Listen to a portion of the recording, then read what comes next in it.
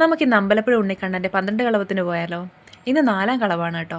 നമ്മൾ ചെന്നപ്പോൾ തന്നെ വഞ്ചന തിരക്ക് കണ്ട് ഇങ്ങനെ നിൽക്കുകയാണ്. എങ്ങനെയൊക്കെയോ ക്യൂ നിന്ന് ഒത്തിരി നേരം നിന്ന് അകത്ത് കയറി തൊഴുതിറങ്ങിയ ശേഷം നമ്മൾ ഗുരുവായൂർ നടയിലും ബാക്കി നടകളിലും ഒക്കെ പോയി തൊഴുത് കഴിഞ്ഞ് പിന്നെ നമ്മൾ കുളത്തിൻ്റെ സൈഡിൽ പോയി ജസ്റ്റ് കുറച്ച് ഫോട്ടോസൊക്കെ എടുത്തു.